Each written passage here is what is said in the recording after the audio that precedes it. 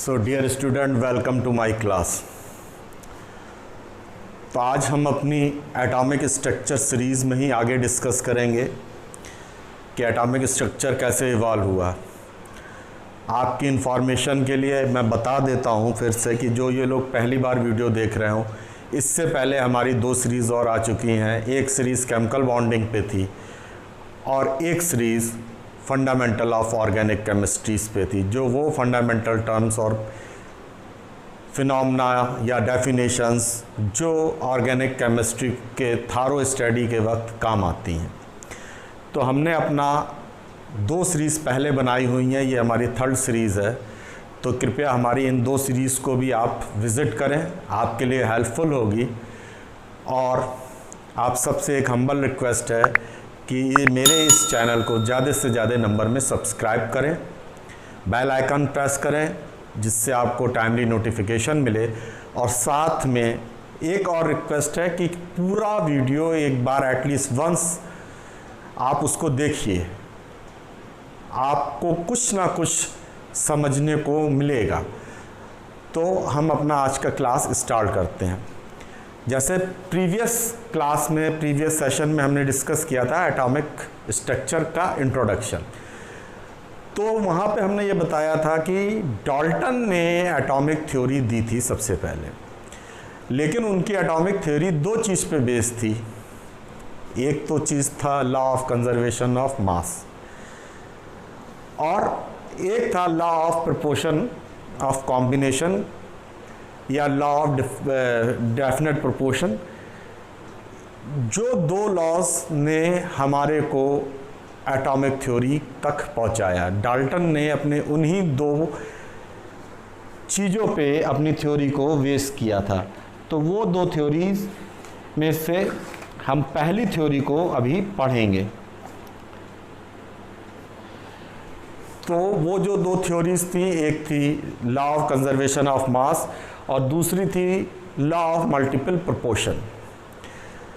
ये दोनों थ्योरी में से आज हम लॉ ऑफ कंजर्वेशन ऑफ मास को पढ़ रहे हैं।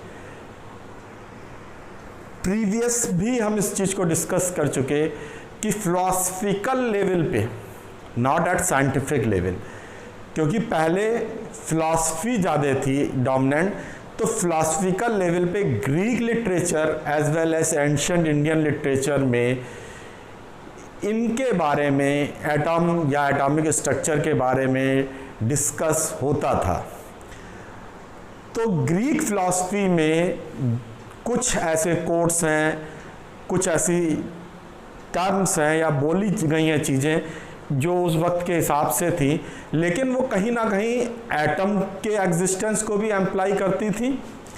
एंड सेकंड थिंग कि वो लॉ ऑफ कंजर्वेशन ऑफ मास को भी कहीं ना कहीं शो करती थी।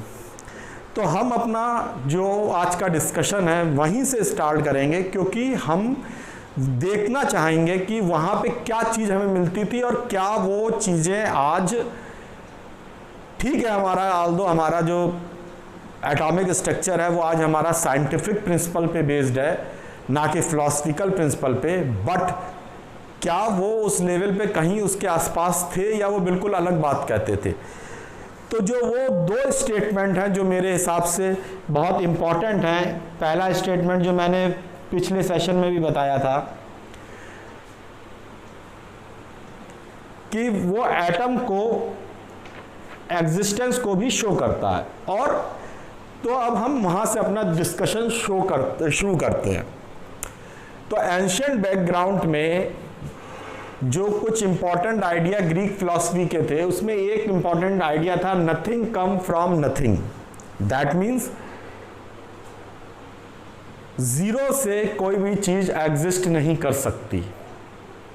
दैट मीन्स वहां कुछ ना कुछ होना चाहिए। अगर कुछ ना कुछ होगा तभी उससे आगे कुछ और होगा।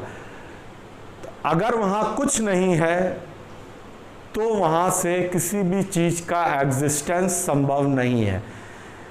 तो उस टाइम पे जब एटॉमिक स्ट्रक्चर के बारे में थ्योरीज डेवलप हो रही थी या उनके बारे में सोचा जा रहा था, तो ये बात ग्रीक फिलोसफर्स समझ रहे थे कि अगर एटम बहुत छोटे उससे भी बने, लेकिन वो छोटी से छोटी जो भले ही उनको दिखे या ना दिखे, ऐसी कोई यूनिट, बिल्डिंग यूनिट एग्जिस्ट करनी चाहिए। तो वो एटम के एग्जिस्टेंस को भी शो कर रहे थे और साथ साथ में वो लॉ ऑफ कंजर्वेशन ऑफ मास को भी कहीं ना कहीं इंडिकेट कर रहे थे। तो दूसरा जो स्टेटमेंट या दूसरा जो उनका इंपॉर्टेंट आइडिया है वो एम्पिडोक्लस ने दिया था। एम्पिडोक्लस ने दिया था 4th सेंचुरी BC में। तो एम्पिडोक्लस जो एक ग्रीक फिलोसोफर थे, उन्होंने ये कहा nothing can pass away into nothing, यानी जीरो से कोई चीज अगर एग्जिस्ट कर भी जाए तो वो जीरो में पास नहीं की जा सकती। यानी नथिंग को एक तरीके से वो लोग जीरो, यानी जो चीज एग्जिस्ट नहीं करती। जीरो का मतलब इस तरह से नहीं है, फिजिकल मीन है वहां पे जीरो का, कि जो चीज हमारे पास फिजिकली एग्जिस्ट नहीं करती, तो उसको वो इंडिकेट करना चाहते थे। Nothing can pass away into nothing. अगर हम ये चीज समझने की कोशिश करें, नथिंग का मतलब अगर हम ये लिखे समझें कि वहां कुछ भी नहीं है, तो अगर जो चीज है, जो चीज एट प्रेजेंट एग्जिस्ट कर रही है, अगर वो पास अवे हो जाती है नथिंग यानी जीरो में, तो इसका मतलब क्या होगा, वो कंप्लीटली डिस्ट्रॉय हो गई। यही एक मीनिंग हम निकाल सकते हैं कि उसका कंप्लीट डिस्ट्रक्शन हो गया, वो डिस्ट्रॉय हो गई, वो एलिमिनेट हो गई। लेकिन वो पहले ही इस चीज को कॉन्ट्राडिक्ट कर रहे हैं कि ऐसा नहीं हो सकता है। That means nothing can pass away into nothing. जब कोई चीज डिस्ट्रॉय नहीं हो सकती, तो एक ऑब्वियस चीज है कि वो चीज क्रिएट भी नहीं हो सकती। कोई चीज अगर डिस्ट्रॉय होगी तभी क्रिएशन होगा। तो वो वहां पे इस फिलॉसफी को इंडिकेट कर रहे थे, इम्प्लीकेट कर रहे थे कि कहीं ना कहीं मास कंजर्व रहता है over the period of time. तो ये फिलॉसफिकल बैकग्राउंड था, हमारी थ्योरी उस पर डेवलप नहीं हुई है, मैं आपको पहले बता चुका हूँ। लेकिन वो भी जो सोच रहे थे वो उतने पीछे के समय में 4th सेंचुरी BC में जो वो सोच रहे थे वो बहुत बड़ी चीज़ थी और वो आज के भी बहुत पास है। तो फिलॉसफी या थिंकिंग या थिंकर्स हर पीरियड्स में हुए हैं और उन्होंने बहुत हायर लेवल पे जाके या बहुत प्रिसाइज कुछ चीज़ें प्रिडिक्ट की हैं अपनी थिंकिंग के बेस पे। तो अब हम आ रहे हैं law of conservation of mass पे। तो सबसे पहले the first to outline the principle was Mikhail Lomonosov.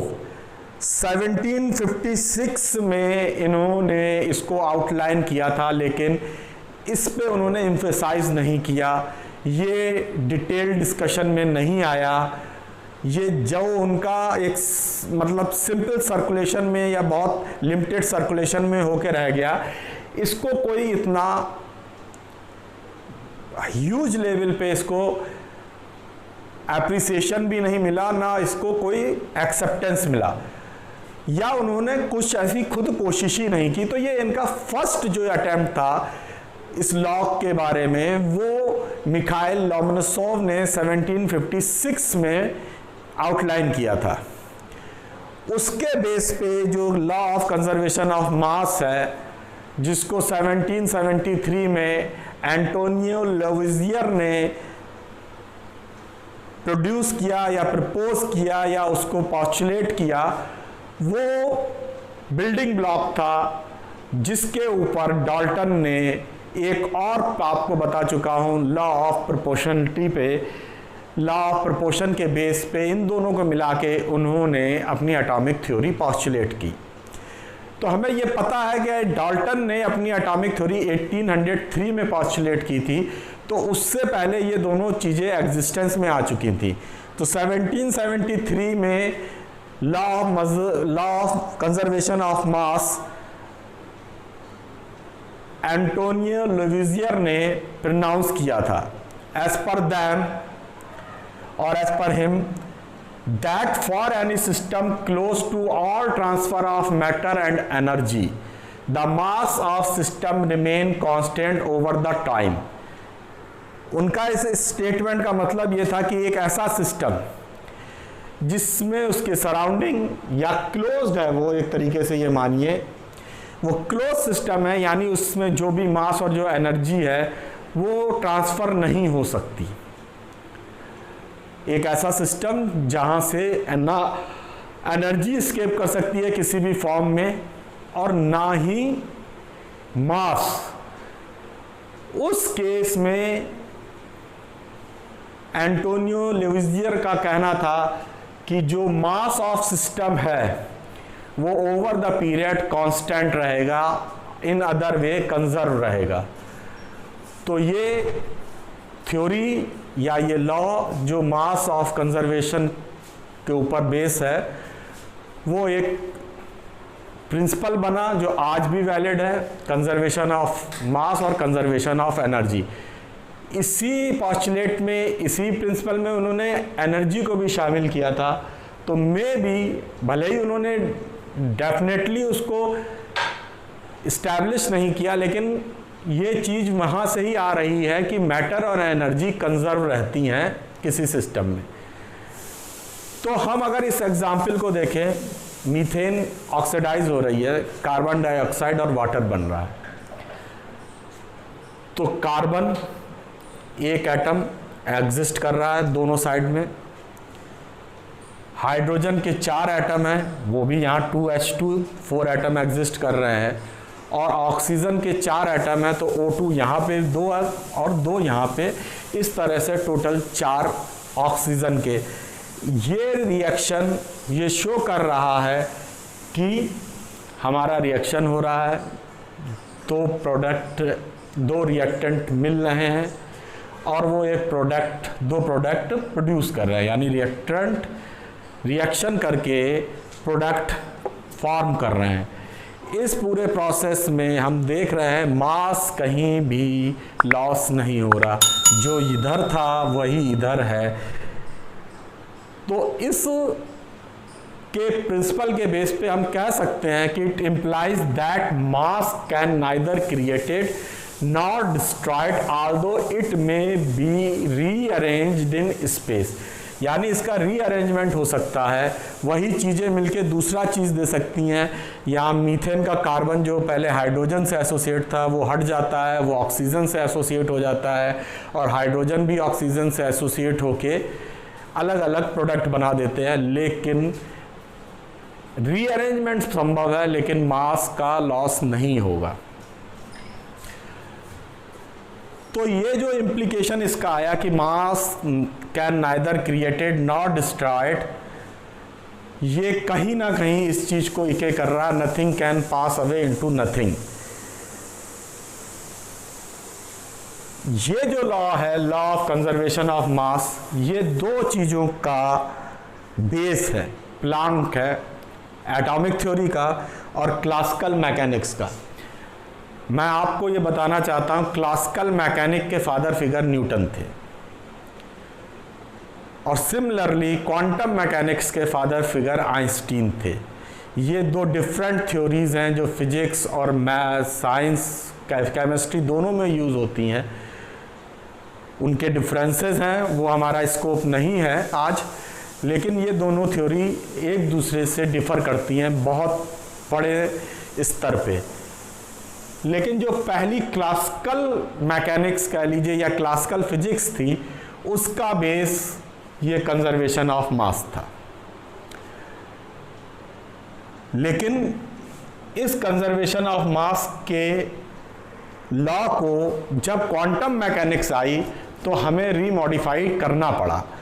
इसका मॉडिफिकेशन ज़रूरी था क्योंकि क्वांटम मैकेनिक्स के पॉस्टुलेट इस पुराने प्रिंसिपल पे नहीं क्लियर हो सकते थे, तो उसमें करेक्शन ज़रूरी था। तो वो करेक्शन आइंस्टीन ने किया और उन्होंने इस बहुत फेमस फार्मूले को प्रोड्यूस किया, E = mc²। जहाँ E एनर्जी है और m मास है। क्वांटम मैकेनिक्स के लिए जो ये मॉडिफिकेशन हुआ लॉ में, उसने इक्विवेलेंस दिया, यानी मास एनर्जी इक्विवेलेंस हमें दिया कि मास एनर्जी में कन्वर्ट हो सकता है। ये हमारा चीज आई, तो ये फर्दर हमें इस चीज पे ले गया कि भाई एनर्जी भी कंजर्व रहेगी। इस प्रिंसिपल ने एक बहुत बड़ा काम किया कि उस वक्त जो बिलीफ था, जो फॉलो किया जाता था, जो डोमिनेंट बिलीफ था, वो ये था फॉलिंगस्टन थ्योरी। ये थ्योरी ये कहती थी कि मास जनरेट भी किया जा सकता है और डिस्ट्रॉय भी किया जा सकता है। इन अदर वर्ड हम कह सकते हैं as per this theory that claims mass can be gain or lost during combustion.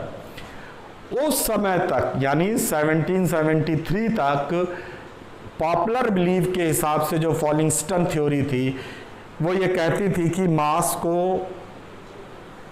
Gain भी किया जा सकता है और उसका लॉस भी हो सकता है ड्यूरिंग कंबशन। तो इस तरह से हम देखते हैं कि ये थ्योरी जो लॉ ऑफ कंजर्वेशन ऑफ मास है, या ये प्रिंसिपल, ये एक तरह का पिवटल रोल किया। जैसे जीरो का इन्वेंशन है, जैसे पहिए का इन्वेंशन है, इस तरह का ये प्रिंसिपल है जिसके ऊपर पूरी क्लासिकल फिजिक्स बेस हुई और आगे इवॉल्व हुई, और एटॉमिक स्ट्रक्चर भी। ये दो थ्योरीज जो इवॉल्व हुई वो इसी के बेस पे हुई। तो हमारा आज का क्लास अब यहीं फिनिश होता है। हमारे आज के क्लास में यहीं तक हैं हम। तो आप सबको थैंक्स कि आपने मुझे सुना और समझा मेरे थॉट्स और इस सब्जेक्ट को और इस प्रिंसिपल को। तो kindly share, like and subscribe my channel. So dear student, thanks for your kind information.